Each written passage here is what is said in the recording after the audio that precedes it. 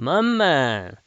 Today I'm going to teach you how to differentiate between your dev site and your live site by changing the background color of your development site so you don't make a mistake, for example, uploading content or updating a plugin or module or installing something on the live site by accident when you thought it was the dev site because perhaps you have it open in 2 tabs or something like that.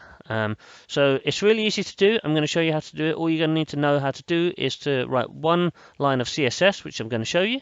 So let's get started. So here's my Joomla admin, and what I'm going to do, in a previous video I showed you how to make a custom CSS file to style the admin.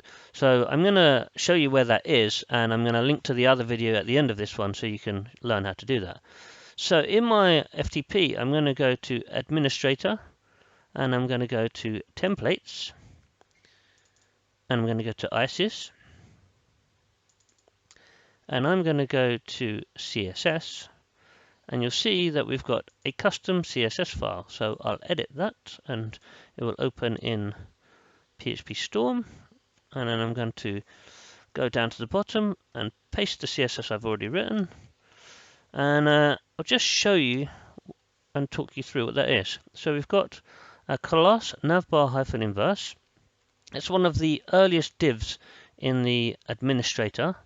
And then we've got a.brand, which is actually a hidden link in the Joomla administrator. But the useful thing about it is it has the full URL of the site. So in this case, we've put href star equals, and then we've got our quotes, and we've got kindofuseful.com quote, and then close bracket. Now we've got a plus, which is to select the very next div that we find, and then a UL. And we're going to make the background color red. So in this case, we've used the site URL because I haven't set up a dev site. But if I had set up a dev site, then I would probably do dev.kindofuseful, right? I'd have it on a subdomain or something like that. So if you've got a different URL or subdomain, this will work. If you've got it on the same domain, it probably may not work. So a subdomain is what I always use, and always better to separate your Joomlas rather than putting them in folders anyway, in case you do a backup and back up 2 sites. So I'll delete that dev because I haven't actually made a site for dev. So let's upload it and you'll see what happens.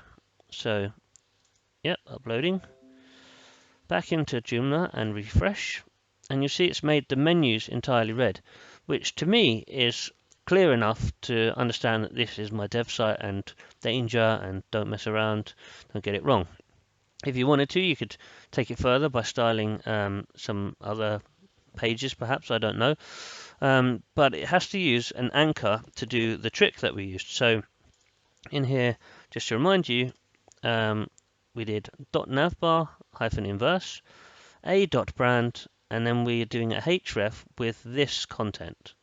So without an anchor, you can't do the href with this content. So it has to use that at some point. So this is just a technique that I came up with to style it and make it useful.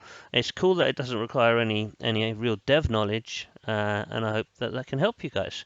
It's definitely something I've made a mistake with in the past, so you probably don't want to do it too often because it will get called out sooner or later. If you do get called out, make sure you're doing regular backups so that doesn't cause you a problem. And if you like this video, please subscribe. If you're an agency and you like our innovative ideas and you want to work with us, please get in touch via the website. And if you just love the videos, please subscribe and comment and tell us what you want to see more of, and anything you think we could be doing better. Thanks for listening. See you next time.